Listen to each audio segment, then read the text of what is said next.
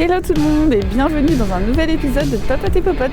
Aujourd'hui on se retrouve pour tester une adresse de curry japonais, Pontoshu, avec Alex, que j'ai rencontré grâce à Instagram et grâce à notre passion commune de la food et aussi des galettes des rois. Le truc trop rigolo, c'est qu'en arrivant, en sortant du métro, je croise Émilie qui avait avec moi tourné dans les premières vidéos YouTube. Et c'est un truc incroyable parce que je l'ai croisée 2 fois hier dans notre quartier et aujourd'hui je la recroise pas dans notre quartier. Donc incroyable. Allez voir la vidéo avec Émilie, on avait testé le resto Berber Hygge et c'était top.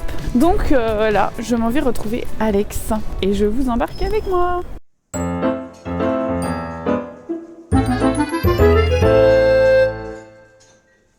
Donc j'ai rejoint Alexandre, ou Alex. Salut Alex. Salut, bon, bah, moi c'est Alexandre, on m'appelle aussi Kaji. Je tiens un compte sur Insta qui s'appelle Alex Kajilu où je présente tes adresses. Mes adresses, voilà, à Paris, aussi à l'étranger, notamment au Japon. Et c'est pour ça que aussi on est venu ici aujourd'hui à Pontoshu Café et Pontoshu d'ailleurs qui est juste derrière. D'accord. Et du coup, c'est des adresses que t'as pas faites encore? J'ai pas encore fait ces adresses, ouais. Je me suis dit pour l'occasion, on allait à un endroit un peu japonais pour ouais, c'est sympa. Pour un peu explorer cet univers-là. On va aller prendre un café en attendant qu'il y ait de la place qui se libère au resto. Comme ça, on va tester le café. Voilà. Allez, on y va. C'est parti.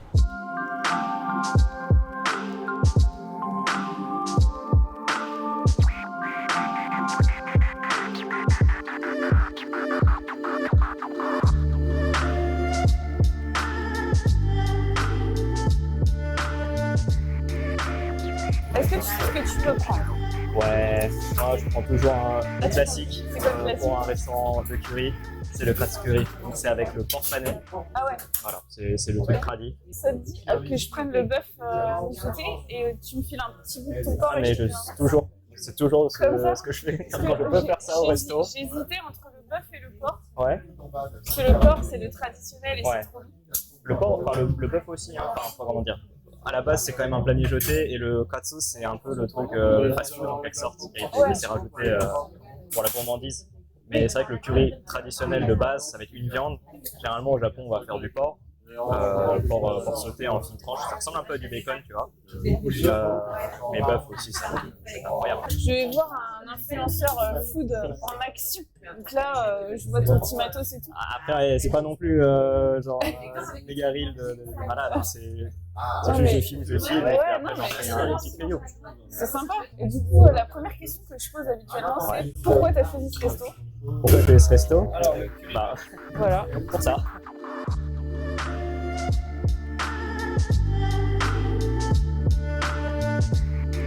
Du coup, tu disais pourquoi tu as choisi ce resto? Pourquoi je fais ce resto? Bah, on peut faire un aussi. J'aime bien faire ça. Je cherchais un restaurant japonais parce que c'est un peu une zone de confort pour moi quand même, comme support de discussion ou même juste pour faire découvrir cet univers. Et au-delà de ça, c'est aussi le côté un peu charmant du Pontoshu. En soi, si je choisis un curry aussi, ça aurait pu être autre chose, hein, mais dans le curry, il y a quand même ce côté cette idée du plat réconfortant, surtout un jour où il pleut. Et bon, le fait qu'il pleuve, c'est un peu une coïncidence, mais au fond, voilà, je trouve que c'est un peu le bon truc. Ouais, non, mais carrément. En fait, j'ai un oncle qui habite au Japon, qui est marienne japonaise et qui vit au Japon depuis les années 80. Ouais. Et du coup, moi, dans mon enfance, j'ai mangé du curry japonais. Oh. Parce qu'en fait, quand il revenait en France, à l'époque, les sushis, moi je suis assez vieille, hein, j'ai 38 ans, dans les années 90, les sushis c'était pas très connu. Et en fait, ce qui ramenait du Japon, c'était les cubes, tu sais, pour faire le curry. Ouais, le golden rice là. T'as golden curry. Et à chaque fois, ils nous ramenaient ça et ils nous en cuisinaient à chaque fois. Ouais. Pour moi, c'était le plat japonais. Et bah, tu vois, ça c'est le plat de l'enfance pour nous aussi. Et en fait, après, quand la mode des sushis est arrivée, fin des années 90, début des années 2000, bah moi j'avais jamais mangé de sushi. Ah ouais, ça c'est japonais. Bah, mon oncle il nous en a jamais fait quoi. J'aime beaucoup le Japon, je suis allée que 2 fois malgré tout. Mais j'adore la culture japonaise. Tout ce qui est cuisine japonaise. Alors par contre je suis pas trop. Les desserts, j'ai pas trop découvert de très bons desserts japonais. Je sais qu'il y a pas mal de chefs pâtissiers japonais. Mais Et c'est vrai que les desserts classiques, je sais pas si vous êtes très dessert au Japon. Alors ça va être assez mono-goût, tu sais, ça va être de la pâte de haricots rouges généralement, Ouais, ça va être... les dorayaki, les... Voilà, on est sur des choses assez simples, on va dire, pas forcément gourmandes, c'est une autre manière. Pour moi, j'ai l'impression que le dessert traditionnel japonais, c'est avant tout pour apprécier le thé qui va avec. Ah ouais, d'accord. Et c'est là où, quand tu as un bon matcha, tu vois, une petite pâtisserie au haricot rouge, en fait, ça va magnifier un peu l'expérience du matcha. Et inversement, le haricot rouge qui va être légèrement sec, il va un peu retrouver de la rondeur, de la gourmandise avec le matcha. Et je trouve que pour un palais français, les desserts japonais, c'est dur. Non, je comprends. Mais moi, j'ai eu beaucoup de mal avec la pâte de haricot rouge au début, et même avec le matcha. Mais toi, t'es né en France? Moi, je suis né en France. D'accord. Bon, je goûte. Hein. Allez. Si tu veux, je te file un bout de bœuf. Vas-y, prends ce qu'il te faut. Hein. Vas-y. Je te prends un bout de porc. Tu veux combien de une lamelle, une lamelle.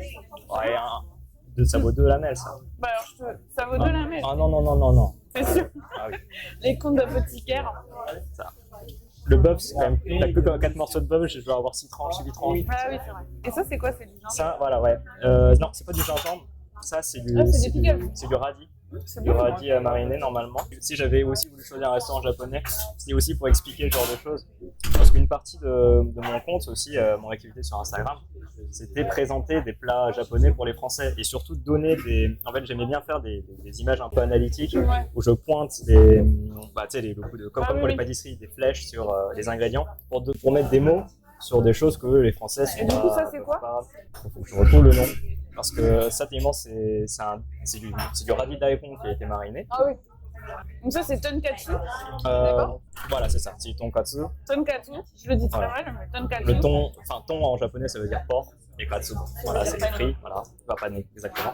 En fait, moi, mon oncle, quand il nous ramenait ça de Japon, alors je sais pas comment t'écris ça, mais il appelait ça curry rice. Curry rice. Curry rice, ouais. C'est écrit là d'ailleurs aussi, je crois. Curry rice. En tout le curry japonais. Derrière moi. Voilà. Par là. C'est ça. Mais alors lui, il faisait, il mettait des pommes de terre et des carottes. Oui. Souvent du poulet, et puis après du riz, et puis des cubes. Ouais. C'est hyper facile à faire. Bah, c'est ça, c'est pour ça que c'est dur aussi en tant que. Je vais pas dire en tant que japonais, en tant que moitié japonais, on va dire. En France, d'aller manger du curry, tellement c'est simple. Ce serait comme. C'est comme en France, à moins que je me trompe, mais c'est très dur de trouver un restaurant, par exemple, qui fait du pot-au-feu, de la ratatouille. Ratatouille, un peu, mais en side, tu sais. Enfin, c'est rarement un plat principal. Toujours en accompagnement ou. Enfin, dans le sens où tu vas pas au restaurant pour manger une ratatouille, tu vois. Peut-être à Nice. Après, je dis ça, mais au Japon, il y a plein de restaurants de curry, donc c'est pas vraiment un comparatif qui est hyper pertinent. Mais après, juste pour manger une dire ratatouille, c'est pas équilibré, quoi. T'as juste des légumes. Oui. Tu manques un peu de féculents et de protéines. C'est vrai. T'as grandi au Japon ou t'as grandi en France? J'ai grandi en France. Juste que, vu que j'ai de la famille au Japon, j'y retourne tous les ans. Mais est-ce que ta famille, elle cuisine le curry ou le curry rice avec les cubes là que je te parle de mon oncle? Ouais. Ou elle cuisine vraiment, il y a une recette pour faire le curry soi-même? On a les petits cubes, on appelle ça le roux de curry. Enfin, c'est comme le roux que tu peux utiliser en cuisine française, à base de beurre et de farine. C'est un peu comme un liant comme pour faire de la béchamel en quelque sorte. Enfin, au fond, en vrai, le curry c'est juste une sorte de béchamel d'épices. En fait, ça dépend. Ça, t'as plein de recettes. Généralement, les Japonais ils vont soit utiliser le cube tout fait. Ça, c'est vraiment super simple. Tu le mets à la fin de la cuisson. Hyper simple. Et on en trouve partout là. Il y en a de plein de sortes. Il y a soit les petits cubes. Ça, c'est une manière de faire. Ce que les Japonais font aussi beaucoup, c'est ils ont un espèce de petit boîte de conserve. Ah, c'est ça. C'est exactement ça. C'est ça.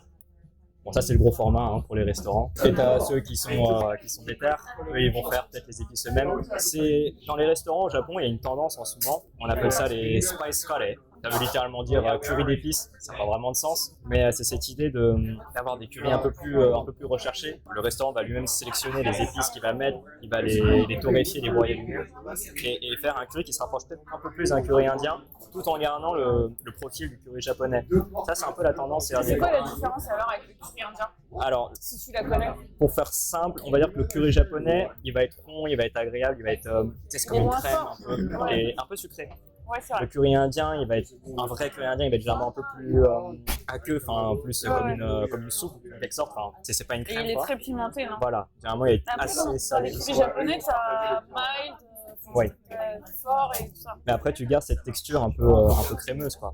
Ouais. Donc, et le spice curry, en fait, c'est un peu un entre-deux. On va retrouver le côté rond d'un curry japonais, mais avec, on va dire, le profil des épices qu'on trouve dans un curry indien. Donc, ça va être un peu plus fort, ça va être plus profond, moins sucré aussi. Parce que j'ai vu que tu faisais un mabo tofu. Ouais. J'ai jamais goûté ça.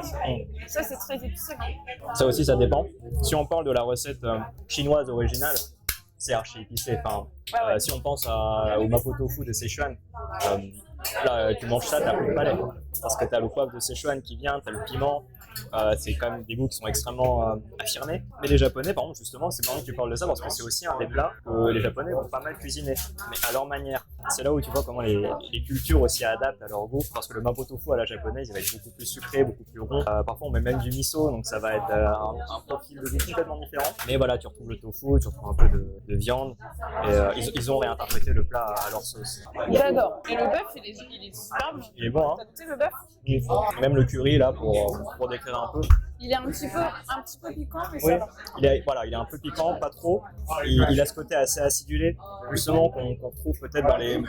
Pas forcément dans le curry qu'on a en cube, mais dans le curry où on va utiliser la poudre là, qu'on a mangé tout à l'heure. Ou alors, quand on fait vraiment le curry avec les épices qu'on voit nous-mêmes, c'est un curry qui est quand même assez parfumé. Et d'ailleurs, c'est ce que je voulais te dire sur ton compte Instagram. Enfin, franchement, t'es un de ceux qui décrit le plus. Et franchement, j'adore ton compte pour ça. Ah, merci.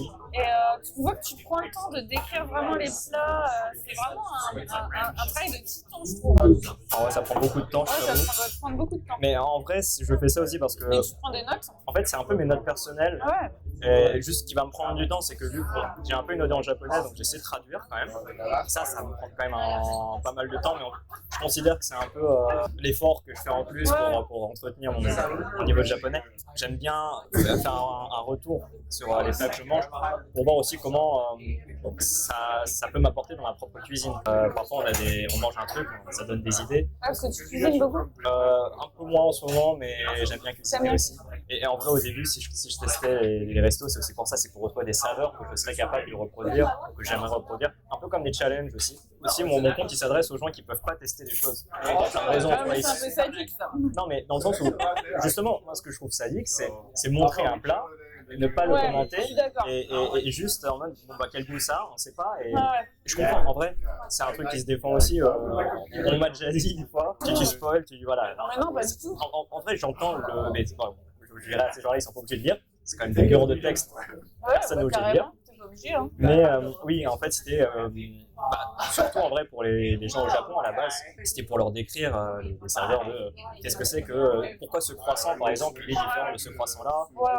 Est-ce que vraiment les pains suisses triés là un peu à la gros lait, qu'est-ce que ça apporte en plus par rapport à un pain suisse ordinaire, et sans avoir à faire 40 minutes de queue, j'essaie de donner un avis pour faire comprendre aux gens si est-ce que eux ils sont prêts à faire eux-mêmes la queue pour ce produit-là quoi. Typiquement, les cocktails, c'est ça, tu sais pas trop, tu vois le descriptif, tu sais même pas si ça va être sucré, acidulé, fort, pas fort. Tu prends le truc, t'as payé 15 €, parfois t'es déçu parce que c'est pas du tout ce à quoi tu t'attendais. Et je me dis, mon expérience peut contribuer à ce que celle des autres se passe mieux. Quoi. Allez voir le compte.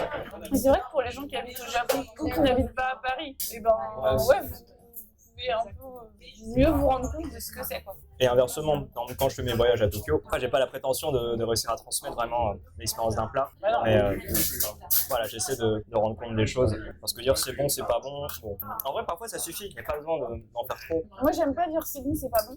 Enfin plutôt j'aime ça ou j'aime me plaît pas. Je suis d'accord. C'est voilà, essayer de nuancer, comprendre qu'est-ce que j'ai aimé d'un plat, qu'est-ce que j'ai pas aimé aussi. Et ton plat préféré c'est quoi? Oula. Tout confondu. Tout confondu. Tu as le droit de dire impossible de répondre pour moi. C'est compliqué hein. Ta cuisine préférée alors? Tu as le droit de dire japonais. Bah en vrai, je pense pas qu'objectivement ce soit la meilleure de meilleures. Dans le sens où, par exemple, on prend la cuisine chinoise a énormément de variétés et des pratiques qui sont quand même. Tu sens qu'il y a quand même un bagage qui est énorme. Ah, tu trouves que le japonais c'est moins varié que le chinois? Ouais. En fait, en même temps, la Chine c'est immense. Donc, bah oui. C'est un peu triché, c'est-à-dire que parce que tu as la cuisine de Sichuan qui va être différente de la cuisine du nord de la Chine, qui est différente du sud, enfin bref. En fait, c'est la cuisine de plein de pays ensemble. Il y a peut-être plus de surprises, tu vois, dans la cuisine chinoise par exemple. Après, ce que j'aime beaucoup dans la cuisine japonaise, c'est, on va dire, c'est la manière dont on va exprimer des goûts complexes à partir d'ingrédients simples, la manière dont on va extraire par exemple, d'un poisson toute la saveur du poisson. Et finalement, on va rester très simple, il n'y a pas beaucoup d'épices, enfin, sauf les currys, évidemment.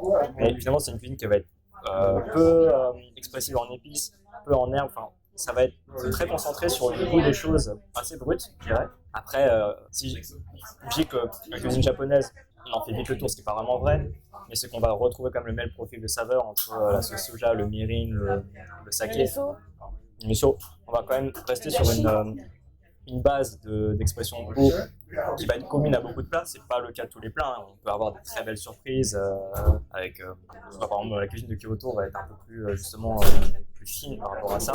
Moi, ce que j'aime beaucoup dans la cuisine japonaise, ouais, c'est ce côté finalement, comment dire, moi, c'est un peu la maison pour moi, quoi.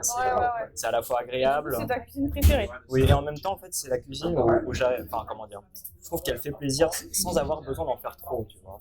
On reste sur des choses qui sont raisonnables. La cuisine française, c'est un peu ça aussi. Bah, oui, enfin, comment dire, je suis d'accord aussi. On va peut-être retrouver c'est plus gourmand, je dirais, la cuisine française. On va avoir plus de beurre, plus de crème. Bon, c'est un peu cliché de dire ça, et toute la cuisine n'est pas au beurre et à la crème. Un des plats que je préfère, honnêtement. Voilà. Plat préféré. Bon, c'est peut-être pas mon préféré, mais s'il y a un plat auquel je reviens toujours, ça va être le nimono. Le nimono, ça veut juste dire genre mijoter. Et en fait, c'est tout simple. C'est vraiment juste des légumes que tu mijotes dans une sauce, dans un mélange un peu sauce soja, mirin, saké. Tu laisses mijoter ça. Et en fait, c'est la simplicité. C'est les légumes mijotés dans un bouillon un peu qui va être sucré avec des goûts de sauce soja, des goûts de dashi, des petits goûts de poisson. Non, et c'est une simplicité et en même temps. Après, il faut les ingrédients. Voilà, bon, après, ils s'achètent. Mirin, tout ça, tu peux trouver, mais si tu habites au fin fond de la Creuse. Mais en fait, pareil, ça, c'est un goût. En fait, on est tellement sur une base simple que chaque personne qui va le faire différemment. J'ai essayé de le faire moi plusieurs fois. Il a un goût différent que celui que fait ma mère, il a un goût différent que celui que fait ma grand-mère. Vraiment, c'est la simplicité, l'expression d'un goût simple. Il n'y a même pas spécialement de gras, tu vois, tu as juste le gras que tu as si tu mets, par exemple, si tu fais mijoter avec de la viande. Et en fait, j'aime ça, je crois. Vraiment, juste, c'est ce côté qui fait du bien à la manière d'une bonne ratatouille, ça fait du bien, tu vois. Et t'es plus, tu penses, être bec sucré ou bec salé? Moi, c'est compliqué. Moi, je me suis toujours considéré plus bec salé. Quand tu vois mon compte, on a l'impression que je mange que du sucre. C'est ça, ouais. Alors que si tu vas vers le bas de mon compte, il n'y a que du salé. Hein. Mais c'est vrai que par rapport à la cuisine, je vais être plus sensible à la cuisine qui est plus asiatique que française, pour un tas de raisons. Hein. Pas qu'une question de goût, mais en vrai, c'est aussi une question de prix. Dans le sens où la cuisine asiatique va quand même déjà avoir tendance à être plus abordable. Ouais, ici, c'est vrai que c'est abordable. Et j'aime bien avoir des goûts exotiques, des goûts dont j'ai pas forcément l'habitude. J'aime bien être surpris par les restaurants. Mais du coup, t'es plus bec salé. Bah, justement, là où je veux en venir, c'est que le problème, c'est qu'à Paris, on a quand même un univers du sucré qui est particulièrement développé. On a une espèce de concurrence, une compétition qui élève tout le monde vers le haut. Et avec des tendances aussi. On a le flan, de temps en temps, on a la galette, forcément, tous les janvier. En fait, c'est un microcosme. Dès que tu sors de Paris, dès que j'arrive à Tokyo, mais j'entends plus parler de. Ah, il n'y a pas ça? Il n'y a pas des grands pâtissiers? Il y en a, mais c'est un univers complètement différent. C'est peut-être juste pour une élite. Alors que finalement, à Paris, ça reste quand même élitiste. À Paris, généralement, il y a vraiment une émulsion de ça. Par exemple, dès qu'il y a une tendance, on la reprend, qu'elle soit parisienne ou qu'elle vienne de l'étranger. Bon, on a vu ça avec les New York Rolls, c'est répandu comme ça. Et même ces dernières années, on a vu quand même que le paysage boulanger-pâtissier a quand même pas mal changé. On sort plus de notre zone de confort qu'il y a 10 ans, par exemple. Ah oui, oui. Bon, j'imagine que les réseaux sociaux, ils sont pour beaucoup. Mais du coup, ça fait qu'il y a toujours des choses à tester, des choses créatives et surtout avec un savoir-faire quand même. J'ai testé des choses à Tokyo, que ce soit en boulangerie, en pâtisserie, il n'y a pas photo. À Paris, on est quand même En vrai, on commence depuis quelques années. Depuis quelques années à Tokyo, on commence à avoir des pâtisseries et des boulangeries de très haut niveau. Parce qu'ils viennent se former en Europe. Et surtout, ils commencent à. Parce que le problème entre la France, la différence entre la France et le Japon, c'est la même qui fait qu'une pizza est meilleure en Italie. C'est le climat. Le climat, il joue énormément sur la manière dont on va à la fois faire surtout le sucré, tout ce qui va être pâte. Je sais pas si vous avez de la crème et de la beurre, mais pas le même goût. Alors, si on utilise du beurre, oui, déjà, tout est pasteurisé là-bas. Enfin, ça n'a pas le goût un peu riche. Le beurre n'a pas le goût riche de beurre. À moins d'utiliser un beurre importé, tu vas pas retrouver ce goût gourmand. Ça, c'est une chose. Mais même, en fait, c'est très humide le Japon. Donc toute la pâtisserie, toute la viennoiserie, elle va se ramollir. Mais en fait, là récemment, on commence à avoir des pâtissiers, des touriers qui arrivent à maîtriser leur climat. La première fois que j'ai mis les pieds au Japon en 2008, que je suis arrivée fin du mois d'août à Tokyo, la chape d'humidité qui tombe sur le dos, quand tu descends de l'avion. Tu sors de l'avion, tu sais que tu es au Japon. Tu t'étouffes un peu. Ouais. Et puis après, tu rentres dans le métro, c'est hyper climatisé, tu comprends pas ce qui t'arrive. Le choc thermique, il est terrible. Tu fais des chocs thermiques en permanence. Quand tu passes devant une supérette, tu as les portes automatiques qui s'ouvrent, et là tu as un vent d'air frais. Mais mon lien avec le Japon, c'est aussi ça. Vu que j'y vais tous les étés, en fait, je connais. Tu vas l'été? Ouais. Ne pas y aller l'été, surtout ne pas y aller à Tokyo. Oui, voilà, non, mais. N'y allez pas l'été. Moi, j'y vais parce qu'au bout d'un moment, c'est devenu le Japon que je connais, ce Japon qui est chaud, humide, vraiment désagréable. Et en fait, finalement, j'ai l'impression que c'est devenu ce truc agréable pour moi. En fait. Ouais, d'accord. C'est un critère pour moi, en fait. Ah ouais. Et tu manges des currys en plein mois d'août? Bah, évidemment. Quand je mange des glaces en plein hiver, il n'y a pas de saison. Et les ramen bouillants aussi là-bas, à Tokyo. Il y a des gens en plein mois d'août, ils vont faire la queue pendant 2 heures pour manger un bol de ramen. Il faisait tellement chaud, c'était la canicule. Ils distribuaient des parapluies pour que les gens se protègent. Ah oui. Parce que tu as vraiment des risques d'insolation. En vrai, c'est vraiment le mot c'est le hashtag de l'été en vrai, insolation au Japon. Tous les ans, c'est vraiment quelque chose qu'on prend très très au sérieux. Pour le coup, vraiment, il faut faire attention parce que si on n'est pas habitué à ces climats chauds et humides, c'est qu'un 35 degrés au Japon, c'est comme un 42, je sais pas, c'est vraiment étouffant. 30 degrés au Japon, on étouffe. Alors qu'ici, même sans clim, on arrive à survivre, quoi. Allez-y en automne. Ouais, ou alors avril. Avril, alors, c'est pas mal. Il faut éviter mai, parce que mai, c'est la saison où tous les Japonais sont en vacances, parce qu'il y a toute une série de jours fériés qui s'enchaînent. On appelle ça la Golden Week au Japon. Et c'est là où les Japonais, généralement, posent toutes leurs vacances. Ils prennent une semaine. Et les Japonais adorent voyager dans leur pays. Hein. La saison des cerisiers, elle est très bien, mais pareil. Il y aura tous les Japonais qui sortiront pour les cerisiers. Et surtout, il faut réussir à se calibrer à la saison des cerisiers.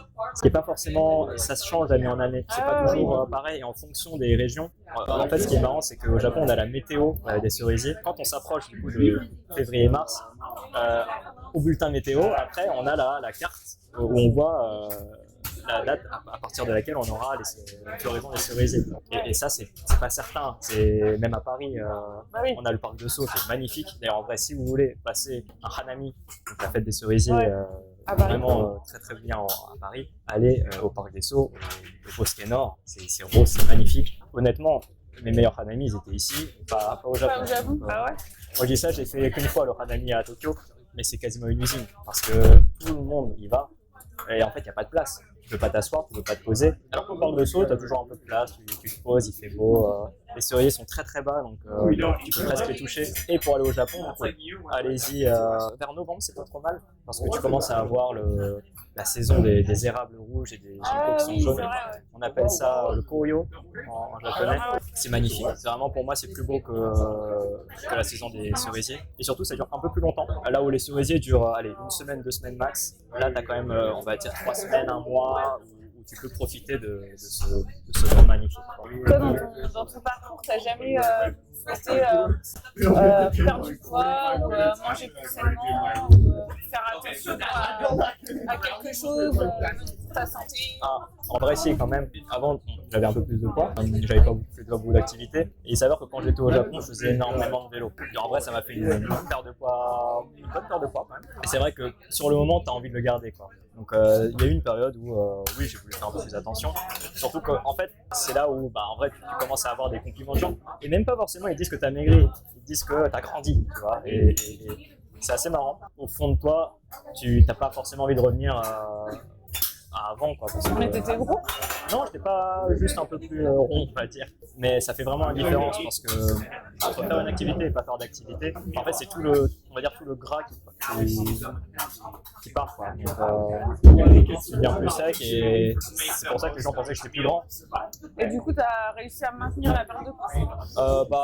Pendant un moment, ouais. Après, puisqu'on parle un peu des troubles, hein. Évidemment, au début, t'as pas trop envie de faire des choses qui te feraient reprendre du poids. Donc, par exemple, tout ce qui va être pâtisserie, viennoiserie, c'est vrai qu'il y a eu un moment où j'avais du mal à en prendre. Ouais. J'en prenais rarement. J'avais pas jusqu'à dire que c'était culpabilisant, mais donc je faisais attention, quoi. C'est de te limiter en termes de viennoiserie. Disons, ça, c'était au moment où je savais pas ce que ça allait, enfin, ce qu'il me fallait pour reprendre du poids. Enfin, parce que en fait, ça arrivait un peu sans le vouloir, tu vois. J'ai pas fait de régime, j'avais rien fait, mais je me sentais mieux après. Donc, du coup. Mais ça, c'est normal. Enfin, dans la société grossophobe dans laquelle on évolue, forcément, n'importe qui perd du poids, il va bien vivre. Sauf si vraiment tu as une grosse dépression et que tu as un deuil et que tu perds du poids, parce que voilà. En général, les gens le vivent bien, quoi. C'est prendre du poids qui est dur. Là, c'était vraiment le contexte japonais, tu vois. C'était le régime japonais au Japon avec beaucoup plus de vélo. Et je me dis, est-ce que j'alignerais toutes ces conditions quand je reviendrai en France qui me feraient maintenir, on va dire, ce régime en quelque sorte, ce rythme de vie. Donc c'est vrai qu'au début je faisais attention. En fait, du coup, tu as perdu du poids parce que tu étais au Japon. Ouais, mais après, le Japon c'est simple. Soit vous perdez du poids, soit vous prenez 10 kilos. Il n'y a pas entre deux. Ah ouais? Ouais. Quoi? C'est un peu une tendance que j'ai observée, mais ça dépend de ce que tu manges en fait.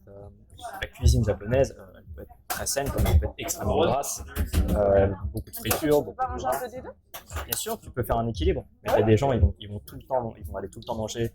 En fait, c'est tellement simple de manger à l'extérieur. C'est comme en Corée aussi, c'est pas cher. Beaucoup de gens mangent à l'extérieur. C'est rapide, c'est assez bon. Donc en fait, les gens ne cuisinent pas chez eux. Ils vont. Et en fait, ils boivent beaucoup d'alcool aussi.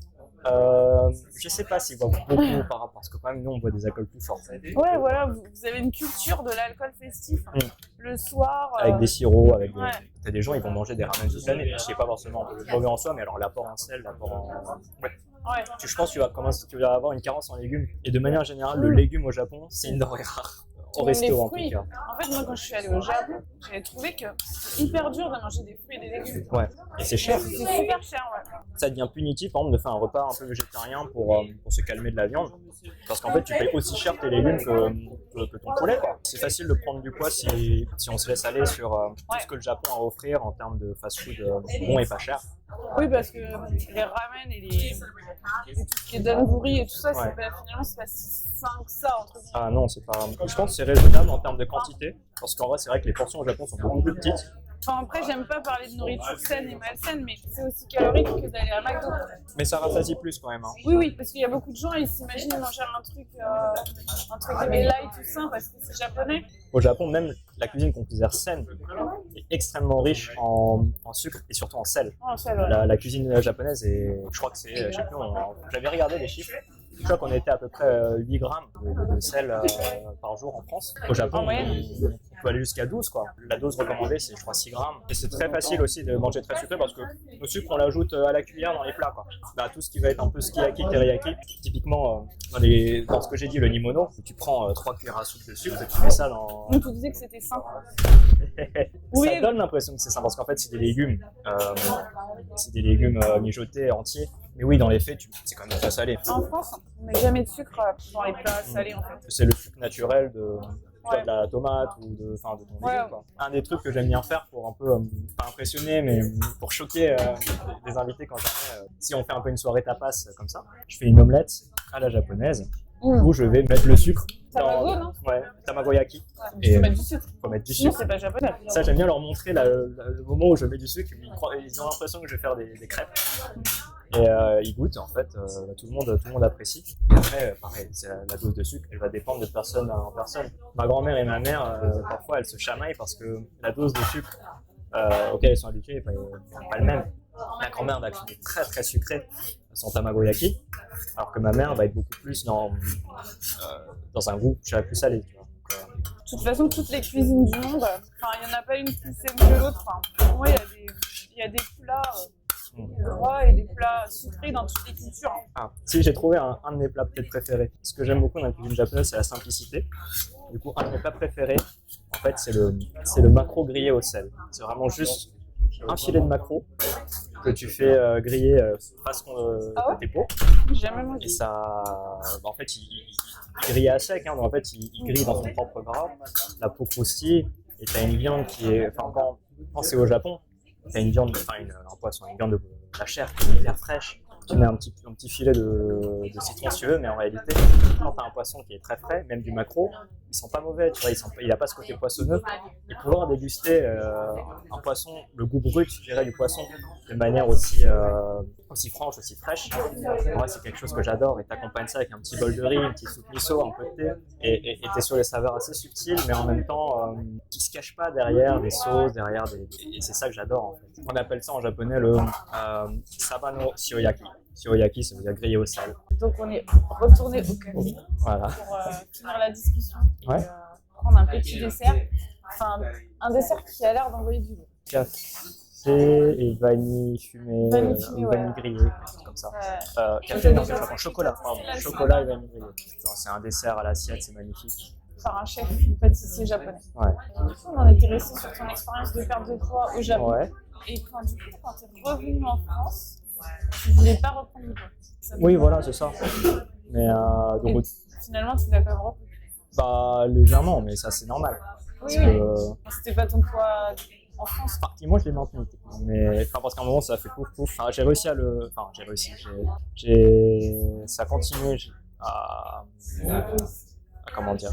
J'ai continué à perdre du poids en France. Ouais. Et après, j'ai repris. Ah ouais, d'accord. Et. Oh. Oh.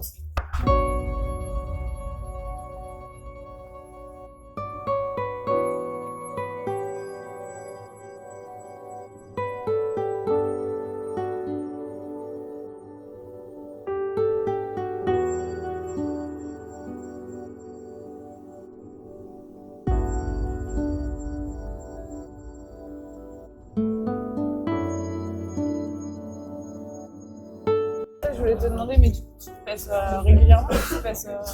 Ouais, quand même. Ouais. T'as une balance tout le temps? Ouais. Bah, on l'a toujours eu en vrai. Donc, juste. Ouais. Et dans ta routine, tu pèses tous les jours, mais c'est parce que je fais du sport aussi tous les jours. Ah oui, tu fais quoi comme ça? Enfin, non, je fais juste du sport, c'est un grand mot. Je fais juste des étirements là, tous les matins. Donc,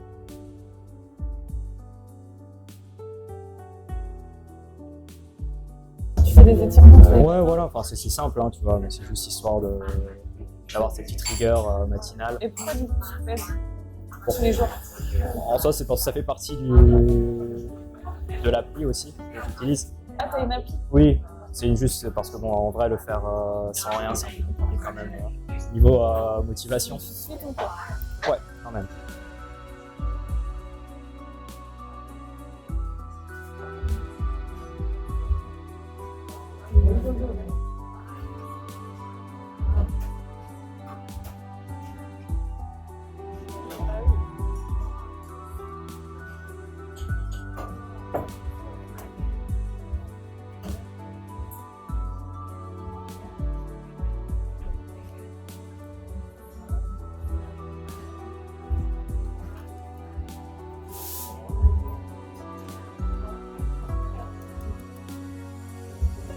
Merci.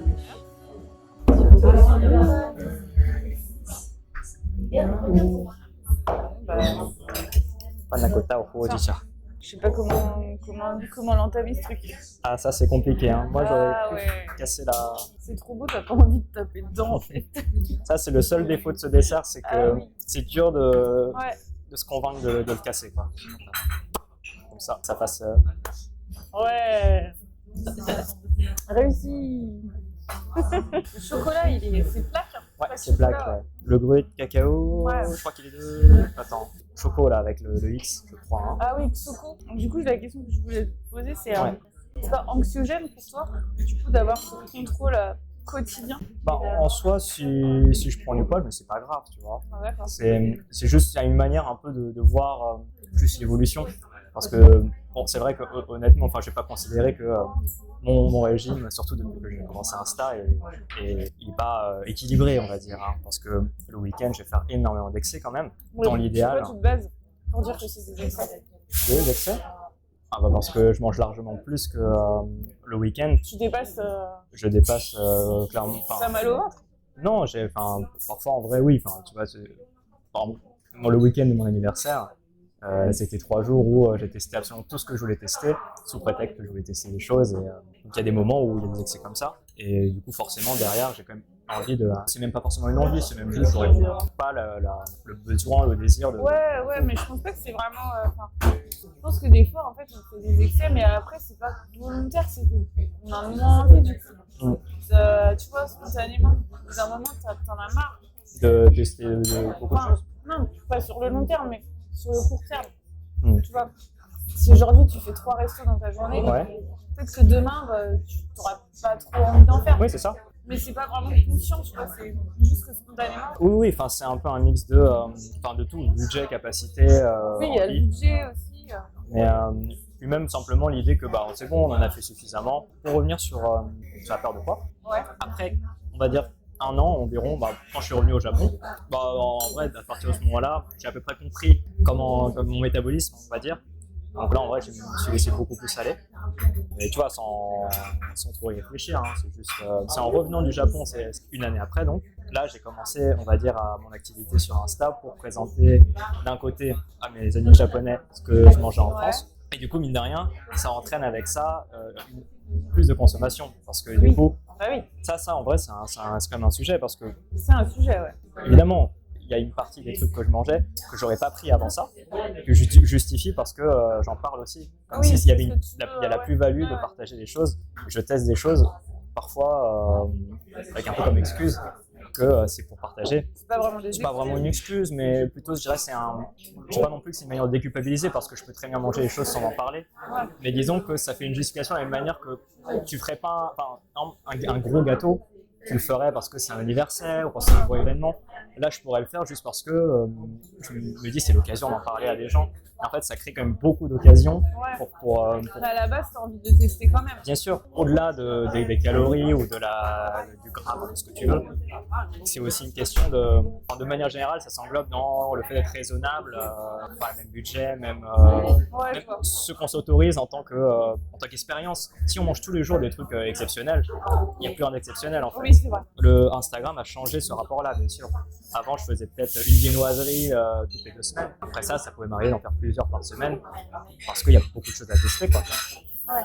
Un événement comme le Festival du Flan, en une journée, on va tester 15 flans différents. C'est quand même. Voilà, après ça. Tout dépend les portions, quoi. Bien sûr. Je pense pas que tu manges 15 parts de flan entières. Non, pas entières, évidemment, on les partage. Ça arrive que ce soit ton seul repas de la journée, même pas par volonté, hein, mais parce que tu peux pas rien manger derrière. Ça, c'est un sujet. Tous les gens qui sont dans l'influence food, je pense que ça peut créer quand même pas mal de désordre à ce niveau-là. Il y a un truc, c'est que mine de rien, Instagram, que ce soit le réseau en lui-même ou même la communauté, elle encourage aussi parfois aux excès. Typiquement, une des journées que je poste sur Insta, tu vas avoir des gens qui vont dire oh là là, t'arrives à manger tellement, ou même quand ils voient les 15 flans à la suite qui ont été testés en une journée, forcément ça crée une réputation en quelque sorte du gros mangeur, tu vois. Et mine de rien, au bout d'un moment, on a envie d'en jouer avec aussi, et ça peut pousser aussi à se mettre dans un challenge un peu, tu vois, c'est presque un peu ostentatoire. C'est de l'ego, tu vois. Après, moi je pense que quand tu fais des tests comme ça, il faut quand même t'écouter un minimum et bien sûr. Pas finir en ayant mal au ventre. Ah non, clairement. C'est là, je trouve que ça dérive mal. Le truc malsain, c'est de faire des challenges de 10 000 calories. Ah non, ça m'intéresse pas. Ça, j'aime pas du tout. Il y a ce côté, on doit tester plein de choses. Et les gens, ils vont dire, en fait, ils disent qu'après, il faut qu'ils soient raisonnables. Et on dirait que, tu vois, c'est mentalisé. Alors qu'en fait, finalement, le corps, il va se réguler lui-même parce que tu auras mangé plein de flancs. Je trouve que le mois de janvier, avec toutes les galettes, c'est assez parlant comme expérience parce que, en réalité, c'est un apport de sucre et de gras qui est quand même énorme par rapport à des pâtisseries ordinaires. Une part de galette, c'est quand même bien plus calorique qu'une part de flan, par exemple. Et si tu t'amuses à commencer à faire des challenges où tu en manges tous les jours, enfin un challenge, une espèce de routine, quoi. Je faisais ça un peu à la fois pour le fun et pour présenter toutes les galettes, tout en appréciant ce côté, le savoir-faire qu'il y a derrière aussi, tu vois. Quand même, j'ai l'impression que tu as quand même une nécessité de garder contrôle là-dessus parce que ça peut te donner une addiction au sucre. Si tu t'habitues à manger pendant 30 jours des galettes, les 30 jours après, tu auras peut-être envie d'en manger autant, tu vois. Même si tu es dégoûté des galettes, tu auras toujours envie d'avoir autant de sucre. Parce que... je suis d'accord, mais est-ce que c'est pas normal toi d'avoir ton petit plaisir sucré quotidien? Si tu manges une part de galettes par jour, je trouve pas ça un excès. Même si tous les jours tu as besoin d'un dessert sucré, c'est normal. Si tu t'y retrouves. Du moins en France, c'est normal de manger un truc sucré à la fin du repas. Donc manger un dessert sucré à chaque fin de repas, pour moi, c'est pas quelqu'un qui est addict au sucre. Non, je vois ce que tu veux dire. Parce que c'est quand même un besoin, tu vois. C'est comme dire, après chaque repas, je vais aux toilettes. T'es addict aux toilettes, attention, méfie-toi. Ça, je l'entends. Et que particulièrement sur le sujet du sucre, c'est un peu quand même une forme de drogue, quoi. Si il n'y avait aucun message de santé publique parlant du sucre, je pense que la donne, elle serait différente. Tu penses? Je sais pas quand même, parce que le sucre, il fait quand même un effet, je trouve, sur le corps. Et il y a un gros problème aussi avec le sucre, c'est que c'est souvent vu depuis ta tendre enfance comme une récompense, c'est le dessert, c'est toujours mangé en fin de repas. Peut-être que si on faisait les entrées avec du sucre et qu'à la fin du repas, tu mangeais... C'est marrant, ça se recoupe, j'ai l'impression, avec ce qu'on disait tout à l'heure sur les repas japonais où tu retrouves le sucre dans la cuisine.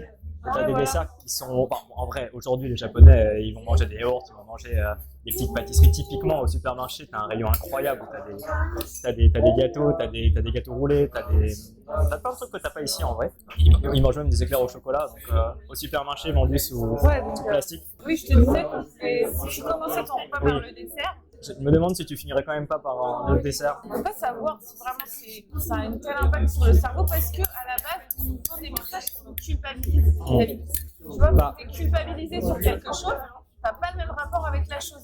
Ça, c'est une chose.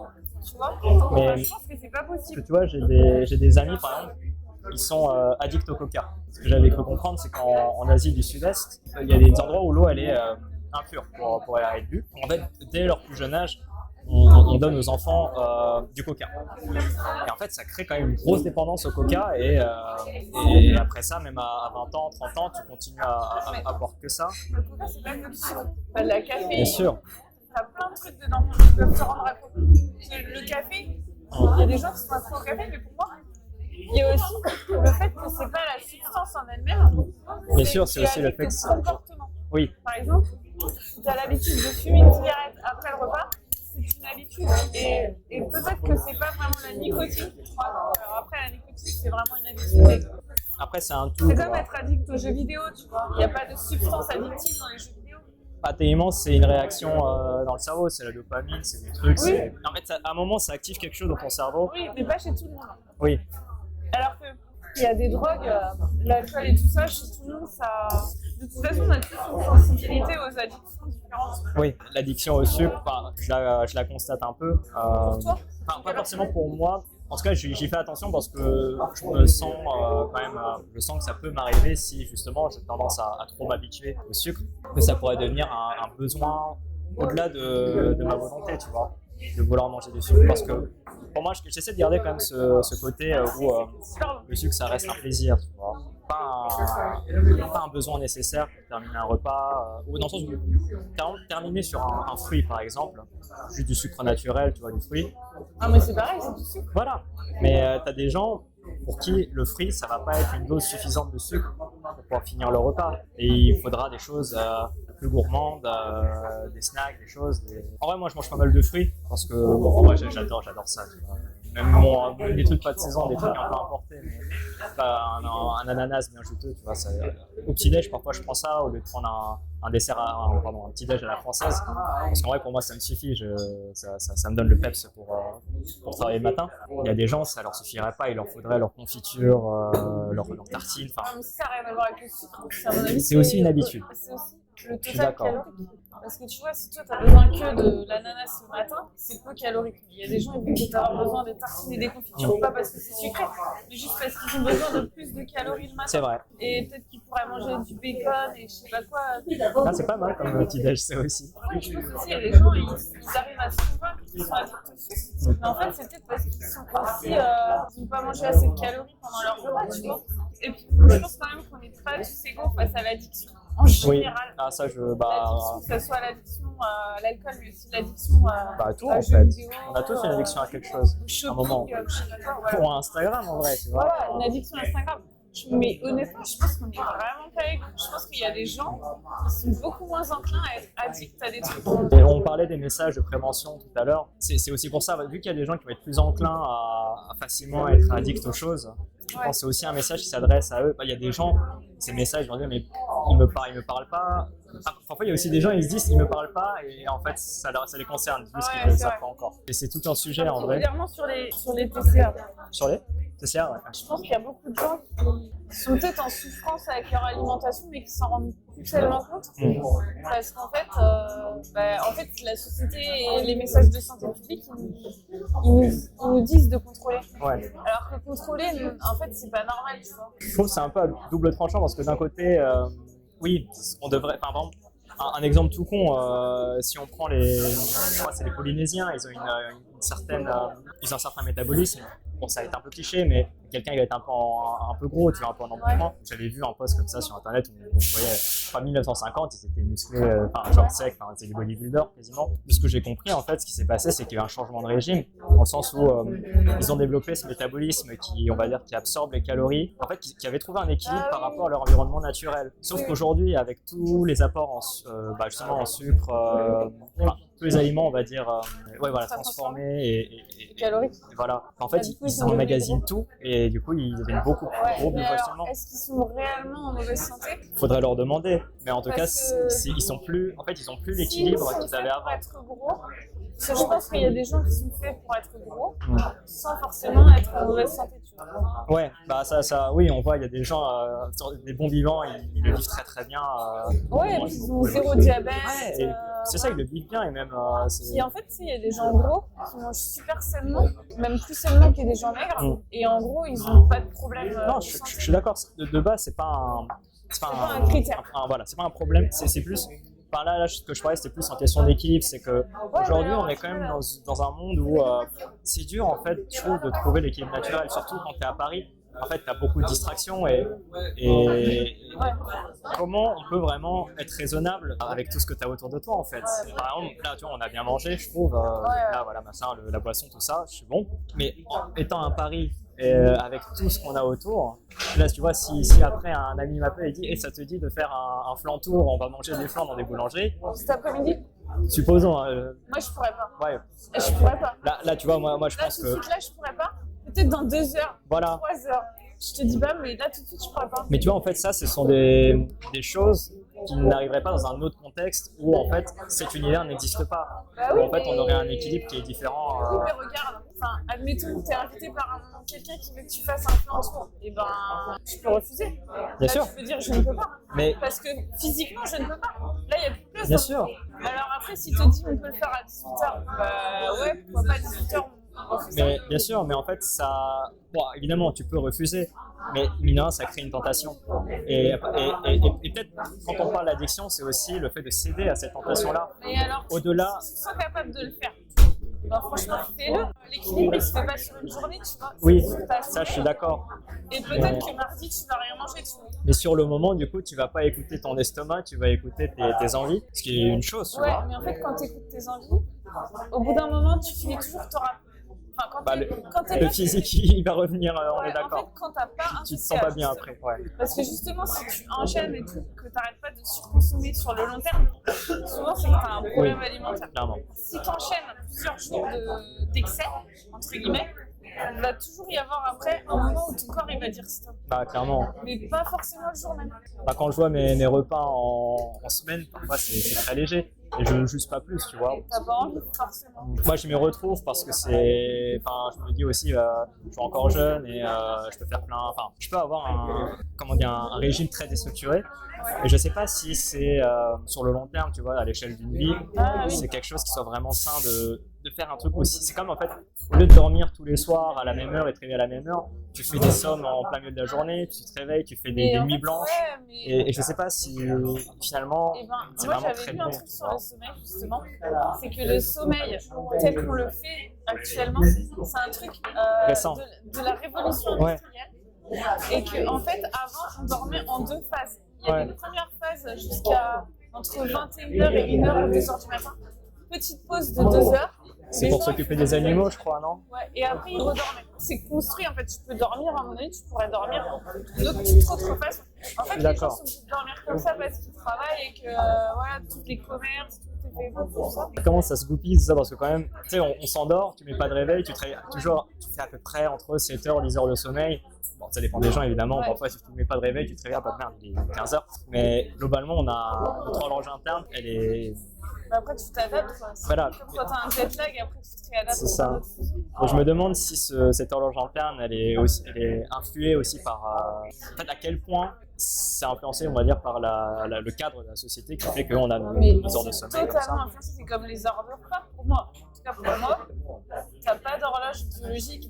Tes repas, en fait, tu te construis sur un rythme social.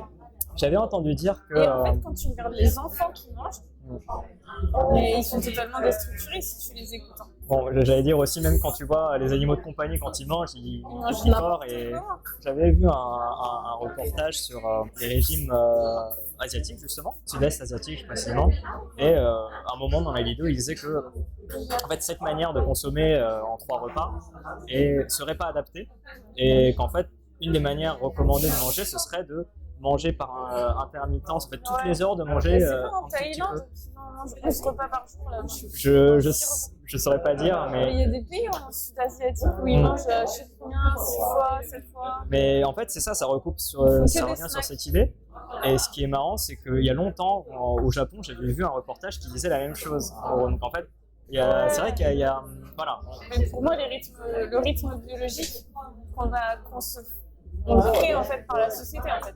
Bah, c'est vrai que quand on y réfléchit, cette idée d'avoir le gros repas, en fait c'est presque une forme de récompense pour le travail ou la demi-journée qu'on a fait avant. Parce que t'as pas le temps de manger parce que tu travailles en fait. C'est avant tout un moment pour souffler, pour reprendre un moment pour soi aussi. Ouais, exactement. Alors que peut-être que quand tu fais des mini-repas tout au long de la journée, t'as pas le temps c'est comme des pauses clopes, quoi. C'est peut-être pas des moments privilégiés où on peut vraiment profiter du... Le truc, c'est qu'il faut quand même que tu aies un équilibre entre la vie sociale, les relations sociales et tes propres envies. Mais voilà, là où je voulais plus en venir, c'est est-ce que passer d'un équilibre à un autre en permanence, il y a plus d'équilibre. C'est ça, les gens par exemple qui n'arrêtent pas de prendre l'avion, ils sont en permanence en jet lag. Ah non, tu peux pas. Et c'est là où je disais que voilà, par exemple, faire des méga repas le week-end et ensuite être plus simple en semaine.